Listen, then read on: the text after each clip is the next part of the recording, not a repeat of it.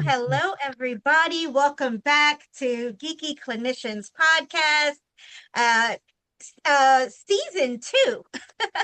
So, here on season two of Geeky Clinicians podcast, the Geeky Clinicians are gathering to discuss some hot topics, provide some education, some psychoeducation, provide some entertainment, provide some challenges to the status quo as it relates to our profession that is psychotherapy.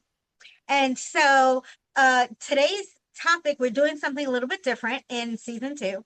We're going to be talking about and dissecting and deconstructing some hot topics related to therapy. And so today, our title is the myths of therapy. What you see on TV is not what you get in the therapy space. So we will be challenging some of these misrepresentations that we have out there in the media, social media, and on streaming shows and things like that. Where any place that therapy as a profession is represented to the public, we're going to rate it. Does it stand? Or does it not stand, right? So we're going to be talking about that. And as always, I am Dr. Debra Dantzler, Chief Geek here at Geeky Clinicians. And I'm going to let the other Geeky Clinicians introduce themselves.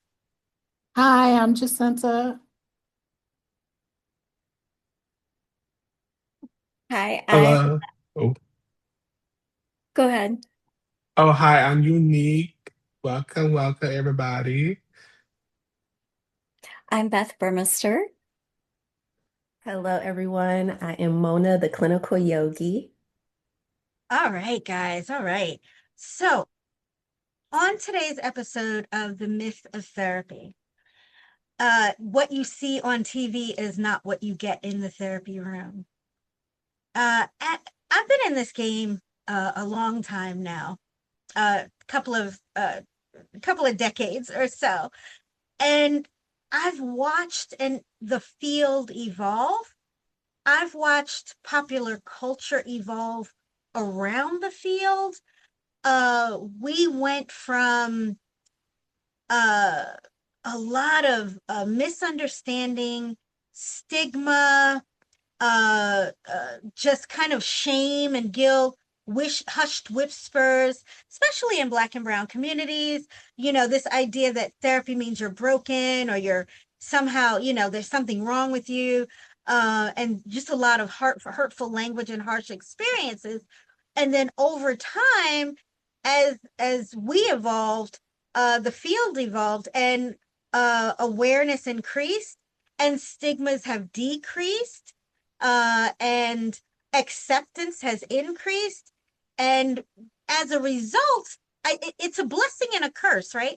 Because the things that have increased this awareness and increased some of the acceptance are also the things that are misleading and giving people the wrong ideas about what we do here, and some of the things. So some of the things, I'm going to throw this first one out there of oh gosh.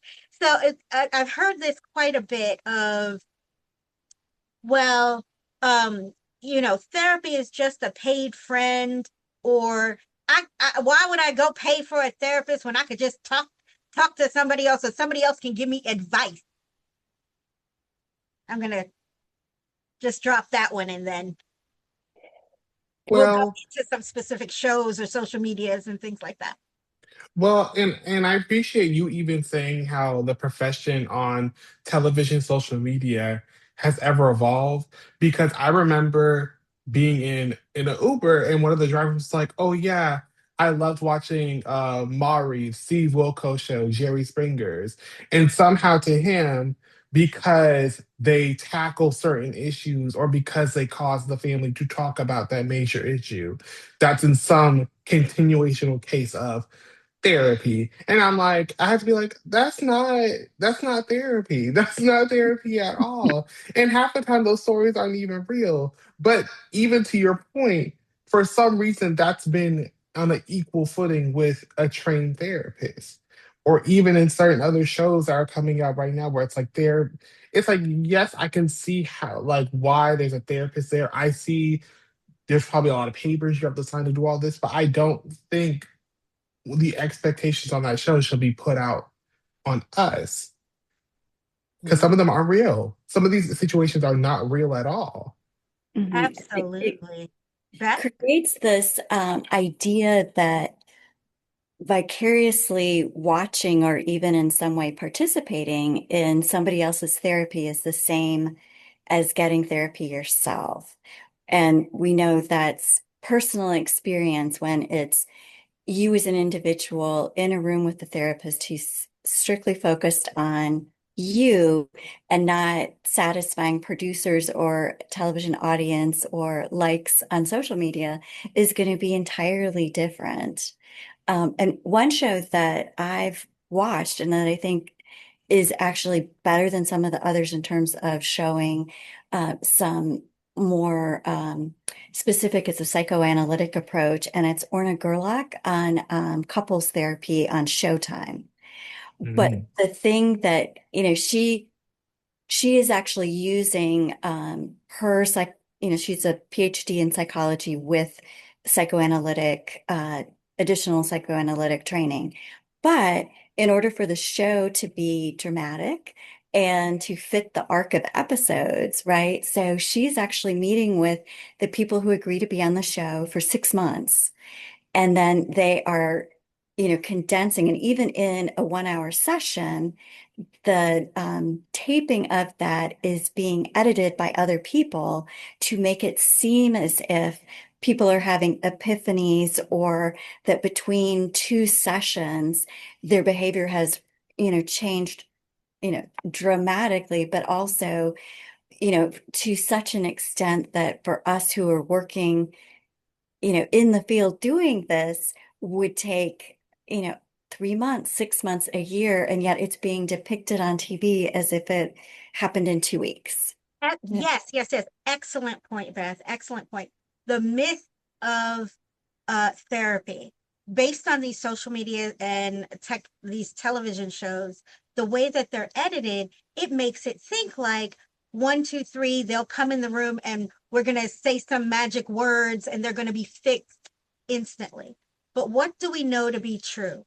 The research says that for a person entering therapy, it takes between 8 and 12 sessions to start seeing significant behavior change. And what we also know to be true is it's not linear, right? People are coming in with challenges and in crisis, and then we're working with them with our own awareness, acceptance, and action framework, and they're gaining insights, they're practicing tools, they're feeling better, and then they go backwards. And then they start going forwards again, which is why it takes between 8 and 12 sessions to really start hitting that tipping point into wellness. And so the idea that these television shows, it's like, oh, you've got 50 minutes or an hour, and now the person is fixed. It sets this unrealistic myth up of people coming into your office and saying, Mona, Unique, Jacinta, Beth, tell me what to do. Give me the answer. What do you guys say to that? Yeah, I don't it's have an Beth, Jacinta, then Mona.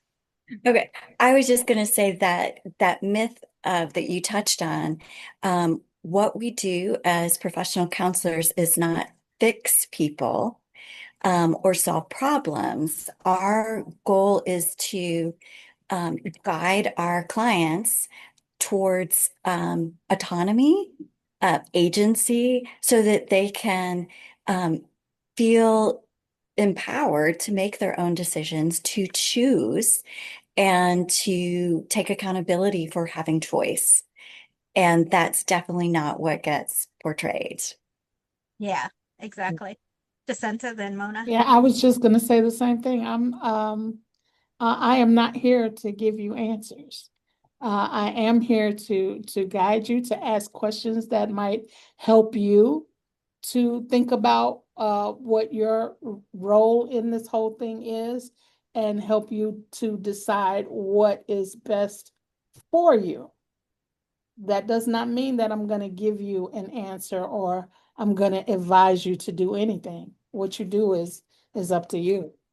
Yeah, you use this word advice, and I'm putting a pin in it. Go ahead, Mona.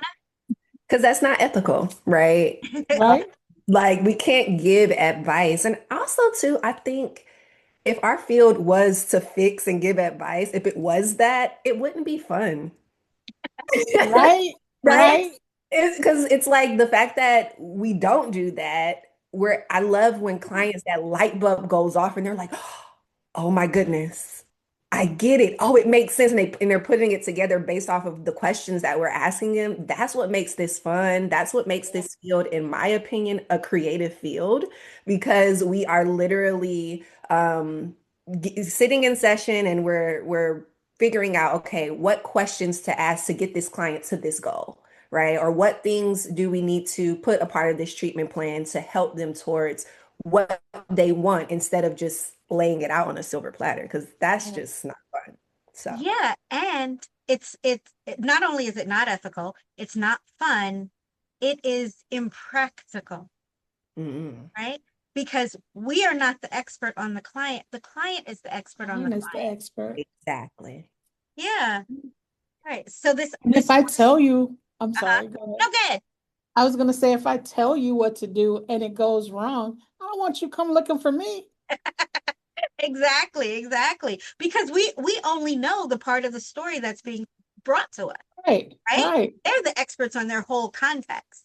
Yes. So, and they all, and what we know to be true as well is no matter how disconnected from what it feels like, disconnected from the understanding, disconnected from the body, disconnected from all the things, it's in there. That answer, that solution, that decision, that awareness, it's in there. And it's our job to hold space for them until they can connect to it and bring it out. Mhm. Right?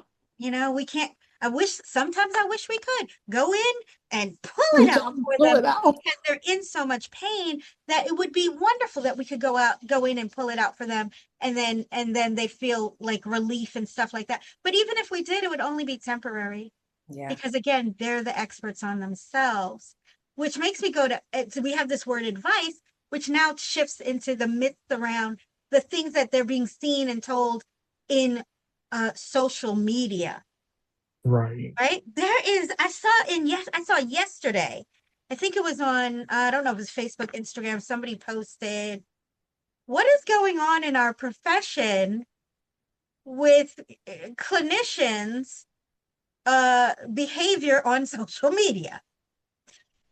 I'm just going to stop right there, let y'all, what is Well, going on with the behavior on the social media, the well, TikTok, the Facebook, I the think Instagram? that's also the myth I think people need to also realize. We're not robots doing this profession either. You literally still have to pick and choose a therapist who will also have their own discernment over what they post. Like it's all fine handy dandy that you'll have this therapist who looks, it's great that they're posting their Saturday nights. It's great that they're posting their life. But at that same token, you have to think about it from the perspective of if that's my therapist, how would I feel? And that's the another myth. People think like, oh, once I get a therapist, it just only matters of what I see in session. It's like you can say that, but also remember that we are human beings living our own lives in our own reality at the same time. So you choose a therapist who's posting all over social media and everything and makes all these rants and these think pieces and all these posts, but then you get mad once they start making a think piece about something you don't like. Well, this is why you chose a therapist, right? Isn't that why you chose that therapist? Because they did show their humanity. They did make think pieces. They did say their opinion. But now it can't be. Now I don't like the therapist because it's a different opinion than what I like. Or now it's a topic that I don't agree with, so now I don't want them to be the therapist. So that's also the discernment I wish more people would have of like, I know what you want. You want to see this therapist as like a relatability, but that's also the problem because once we become too relatable, then it becomes a whole different shift of how you look at us now. Mm. Absolutely. And it goes back to, we were talking earlier that the American Counseling Association just dropped the latest version of our code of ethics for us to review and give feedback on.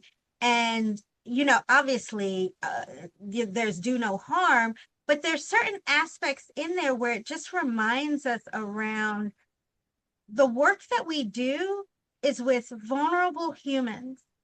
It doesn't matter if my vulnerable human is a multimillionaire that has properties across the continent. If they're coming in this door to do work, they're vulnerable at that moment. They're a vulnerable human, and we need to protect them. And in doing that, we need to be responsible. We need to have our own awareness, acceptance, and action around how we're showing up in that relationship with that client and serving their needs, and so yeah, fine, we want to have our life, we have a right as humans, like you said, we're not robots, to post our Saturday night on our Facebook and things like that, but we also need to be mindful that we cannot separate. Once you have that license, even before you have that license, once you have that identity, somebody is going to look and they're going to say, Mona, that's the clinical yogi. Beth, she's a therapist. Unique, they're therapists, right? We unfortunately have a job, a profession where we as the individual cannot be devoid of what we do and how we show up. Yeah. It is. I mean, we could go make widgets. Yeah, we could just quit and go make widgets. But if we're doing this work, Debra is the therapist and the therapist is Debra. And so mindfulness around what I'm showing up and how I'm presenting as a human out there in the space. Yeah. Right. And so I think I heard that was what you were kind of saying. Anybody want to speak to that a little bit? And then I want to kind of I want to shift over to the advice in social media, because yes, we're talking about us as individuals, how we show up on social media in our private life. But how do we, go ahead. I'm going to stop there for a Yeah, second. I was going to say, it's a lot of it is also about values alignment. So the values that we hold as therapists and counselors, are we showing up that way outside? And are the things that we're posting on social media going to contradict how we show up in session, or just how we show up in the world, right? Like, is there a sort of alignment, and is some of the stuff that is being posted on social media distracting from the ability to be the counselor who holds space for somebody else, right? We don't want to do things that are going to distract from the relationship with the clients. And then the other thing that reminded me of is the debate in the field around self-disclosure, and how much we reveal or share about our own lives, in a clinical context for our patients or our clients' benefit, or for creating that a support and building the therapeutic alliance. And one show that I think shows, it's a funny show, but it breaks those boundaries, right? And that is Shrinking, the show that's Apple TV, where we see, we see some absolutely great, almost real world therapy techniques from Harrison Ford when he's working with the daughter.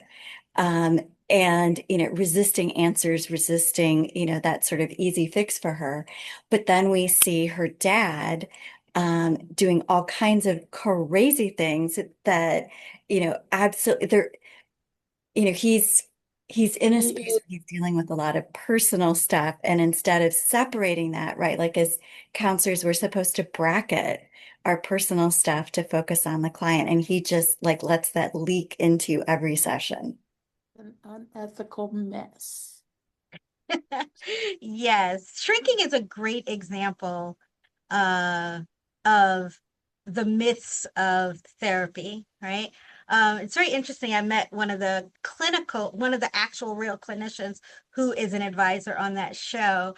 And she said like how much kind of fun they have with pushing that reality in the show, but they want to be mindful of making sure that it's clear that this is an unethical thing. This is what not to expect in therapy. But, again, if somebody's never been to therapy and their sole reference is these TV shows and therapists, how they present themselves in those social media streets, right? Going back to that word advice, right? There are so many therapists that are creating space online and presenting themselves as an expert and providing information. And I think it's great that we're providing psychoeducation. I think that's the thing that kind of challenges stigma, increases awareness, increases acceptance. But I think there's a fine line there between doing that and coming off and providing incorrect, inappropriate, unethical, just straight wrong information and coming out, with your credentials 10 miles behind your name, but you ain't got no receipt. I'm gonna drop the mic there with that. You guys go with what you're seeing in the social media streets. I don't think necessarily it's something like seeing it, but it's hearing about it that's the strange part. Because for me, it's like there's certain parts of social media that will never enter my space just because of the way I have it. But then I'll always hear somebody bring up like, "Oh, there's this therapist who says this and third. Is that true?" And I'm like, well, did what they say, who they say so. And they're like, oh, I didn't get that far. I just only heard the part where they like, this is what they said. So we're not, just like if somebody wrote a paper, if somebody did some news, where is the references? Who did they get the information from? Where's the data? Where's this at the third? And I feel like that's a thing in multiple things, not even just therapy. That's a thing happening with all sorts of professions. It's like people love to just speak and have no data, no review, no, this is who I got it from. This is the scholarly research that's been behind it. People love being opinionated right now, but like the problem is we have to move towards being factual. And that's also why I don't like about certain TV shows is because they're not promoting being factual sometimes. They're promoting like again the clickbait, the oh my god, like I'm recording this part of the therapy and this is the part I want to show, but like no one wants to talk about the part where the client isn't saying anything or there isn't any movement happening and we are in this stuck in this standstill because we're waiting for the aha, we're waiting for them to get it. But that's also why the difference between advice and us going forward is we give them homework. We give them factual, educational things to do for themselves so that when we aren't there with them, they can use it. Yes, evidence-based versus preaching and pontificating. And I Right. think we Mhm. see preaching and pontificating out in the street, the social media streets. And I think it's this myth that you're going to go into the therapy session and the therapist is going to somehow string these profound words together and speak to your soul in one 50-minute session. And then, the epiphany will happen and you'll be done in a month. So Mona, do you have anything to add about the social media streets and the advice, the preaching, the pontificating, or just any of it, how we are, out there? Yeah, luckily the side of therapy, like social media, TikTok and Instagram, I haven't seen anything that has been like, why is this therapist saying, well, no, I take that back. Wow, it just came to me. So, okay, so there's this one therapist, I don't remember her name. Um, and she was basically stating that like therapy kind of like coddles you. Like she's like giving her opinion on how we don't need coping skills. We need like actual skill. Like she's just saying all these different things. And what I got from it was that we're actually doing like harm. Like we can't, like, especially those who have not been in therapy, or maybe it's their first time and they're thinking about it. If they were to see her talk about how therapy just coddles you, like you need to get out there and do your own work or whatever it is that she's talking about, it will make someone be like, okay, like I don't know, it may rub them the wrong way.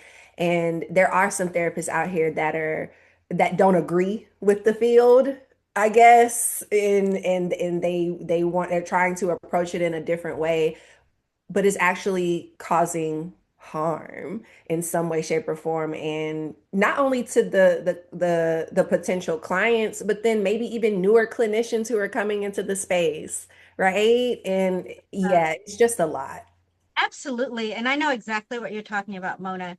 That Mhm. that person was talking about capacity and saying that people don't need therapy if they have a capacity issue.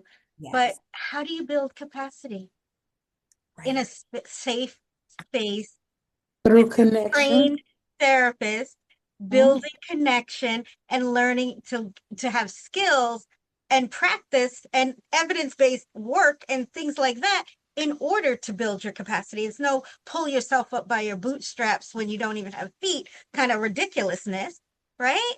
Yeah. And and then I don't this most recent thing in the social media streets where this therapist has denounced our profession and Mhm. decided that therapy is evil and that the clients are demons.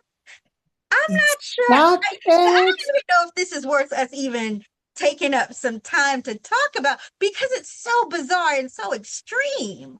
And harmful. Yeah, and And I think what all of it gets kind of skewed is it's upside down in portraying what gets shown is counselors talking and not listening. But when we're with our clients, it's that really deep, active listening and showing up for our clients. It's more there, we're helping them shape their story. And that's the exact opposite in social media and these other places. And the other thing that doesn't get brought to the forefront is that there are different kinds of therapy and different approaches based on your training. So, there are psychiatrists, there are nurse practitioners and physician's assistants who are also trained in psychiatric treatment models and medication. There are licensed clinical social workers. There are um, Colleges. licensed marriage family counselors. There are, yeah.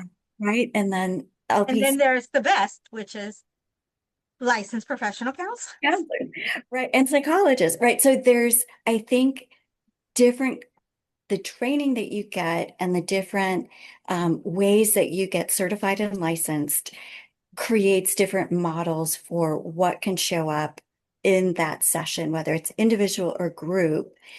But I think our clients don't understand what maybe those variations are, right? Like Right. social workers are more focused on resource providing than counselors. So there's all kinds of different nuances, but that doesn't get portrayed or it doesn't help clients figure out how to find the exact professional that they might need. Absolutely. And I think that's a really great point, Beth, as we're talking about challenging these myths and what people see in movies and TV and social media and things like that. But the reality is, people who don't know don't know. And there are people who are in pain and they need help and they're looking for support through therapy.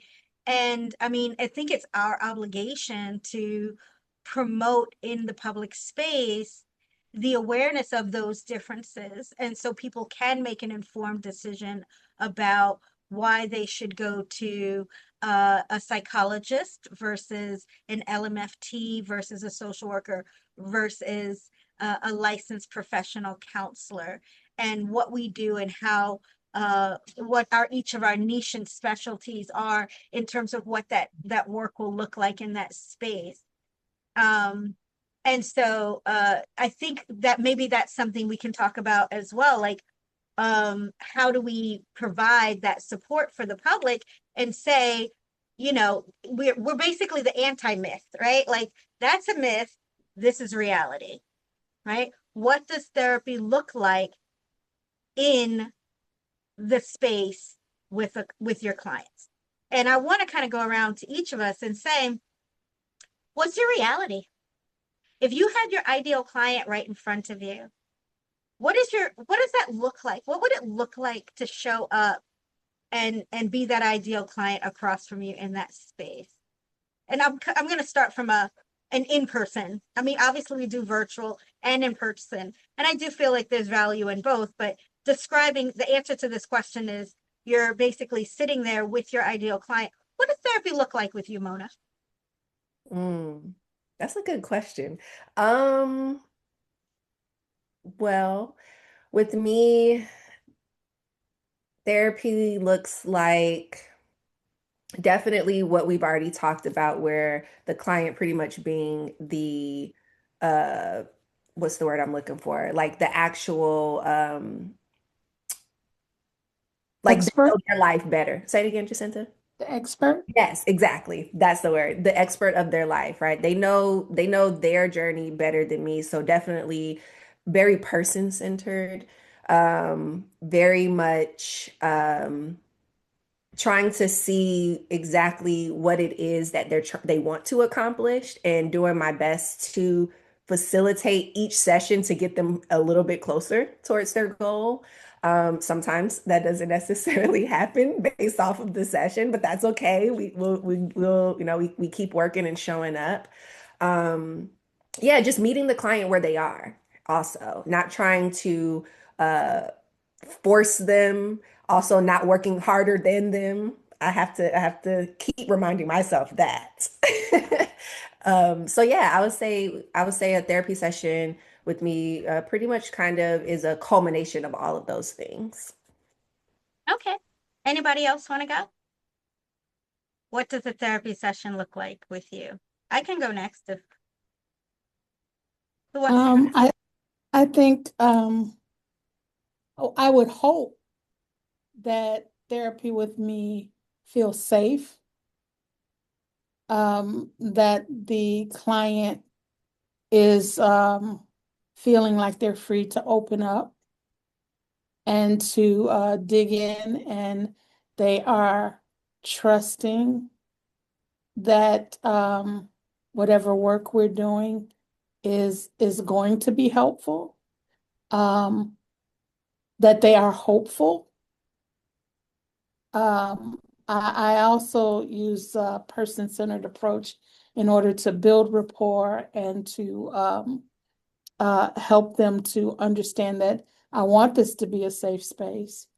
I give them the autonomy to tell me if there is ever a time that I say something that you feel is I don't want to use the word inappropriate, but if I say something that you feel is not true to what it is you're feeling, that you have the autonomy to correct me. Tell me that no, that's not it. Okay, so help me understand it. I just really want my clients to feel like I'm there for them. Yeah, yeah. So therapy with me um is it's fun, it's educational, it's um hopefully never uh on the wrong track, right? So therapy with me from the beginning, um first of all, every session after the initial session, I always start with what are your best hopes from our work today, right? So we kind of set the intention from the start of the session to where we want to be at the end of the session. And I hold a tight frame. I operate out of psychodynamics. So there's a lot of from going all the way back and bringing that to the present, which creates those connections across time and provides those moments for those light bulbs to go off as they connect things like, oh man, I knew that, but I didn't know that in the context of what we're talking about. I see how those two things are connected. I see how when this happened with my, my adolescent self and how that's showing up here for me in this relationship with this boss, right? I think that therapy with me looks like our values. I try to have every session operate out of love. There's going to be some learning. Either there'll be some psycho ed or I'm going to be learning something from them. I like to say everything I know I learned from my clients. I don't know anything else, right? So some love, some learning, some growth, hopefully, right? Tons of curiosity. And then once we've gotten that solid connection and foundation, then we're going to blow some stuff up with some disrupting limiting beliefs, disrupting patterns that don't serve us, disrupting core beliefs that where that voice in our head is telling us something, but it's not our voice. So we need to disrupt that ish, right? So that's what I think therapy with me looks like. It's not only a safe space, but it's going to be a fun space as well. What does therapy look like in reality for you, Unique? And then we'll go to Beth. For me, it's everything y'all have said, but just with the added push of you're going to be challenged. And I mean that to say that clients forget that they're coming to therapy because whatever is in their life isn't working for them. So when I ask you to do the homework, when I ask you those challenging questions, when you are supposed to be journaling, when you are supposed to be using these evidence-based frameworks on your own time, and you don't do it, I'm going to challenge you to keep doing it because those disruptions are going to make you grow. I can't be there with you 24 hours a day. You possibly see me once a week, maybe two times a month. You have to put in some sort of work because, like Mona said, I'm not going to be putting more work than you. But I also don't want to put more work than you because at some point you have to leave. At some point, the expectation is for you to almost graduate from being with me. So how can that happen if you aren't challenging yourself or I'm not challenging you? Yeah. Okay, great. Beth? For me, yeah, I would say non-judgmental would be one of the things that is absolutely top of mind that we know through research that the Therapeutic Alliance is a tremendous part of how the change in growth and healing progresses and the efficacy of doing counseling. And so I'm really focusing in that session on developing a sense of belonging, connection and trust, and also, what we call unconditional positive regard. And that is a supportive environment validation for feelings and support that can also look like challenging and disruption. But that sort of sense of safety and really, um, really focused on feeling comfortable and creativity, right? Like, I think that so many of us as humans have this drive for creativity, but don't get to use it that often or as much as we would like. And so I try to help people tap into that as well. Yeah. I think that this is, I think, a really big myth. Like when you see on like the television and movies and social media and things, it's like going to therapy is like going to the principal's office, or it's like all like down and depressing and all like doom and gloom, right? No. No, there is light, there's laughter, there's creativity, there's it's engaging. And at the foundation of that, though, is it is internally challenging through either provocative questions, through through evidence-based practice work and, you know, those sorts of things. But it is not, I mean, we laugh. We laugh a lot. Laughing in therapy is healing. It's part of the healing process. And I know that shrinking does a little bit of that, but they do it in a really unethical way. But alas, in reality, it should be a safe space that feels good to do good, deep work, right? It's not our job to fix. It's not Yeah, our job to give advice. It is our job to support that human on their journey towards healing through awareness, acceptance, and action. And Beth, you were going to say something? Oh, yeah. I was just going to say, I think that doing therapy, perhaps especially in person, but you also get this in telehealth, is that it slows time down. That we're living in a society, in a world that is just instant, just fast, fast, fast pressure. And so coming in and just having a conversation, being listened to, and helping our clients figure out that there are strategies, right, that they can use to not feel like they are pushed to do things or can't stop things. So we're supporting their autonomy through that kind of slowing down and getting out of being stuck in the past or stuck with, like worries about the future, and kind of breaking things down into the present. And I know that's something that Mona especially does with her somatic healing techniques. Yeah. Yeah. I also want to add that, while we do have a lot of laughter um with clients and with each other, I think that therapy on some levels is uncomfortable also. And I let my clients know that when they come in, that when in that first initial meeting, I let them know that sometimes it's going to be uncomfortable, but there is no growth without discomfort. Absolutely. Absolutely. Learning to get comfortable with the discomfort. Yeah. Yeah. And That's, teaching them how to sit in it. Yeah. yes, yes, yes. Mona?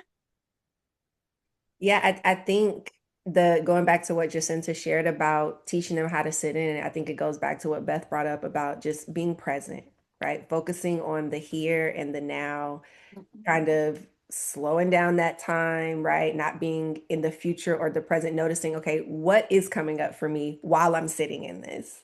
Do I feel it in my heart? Is it in my stomach?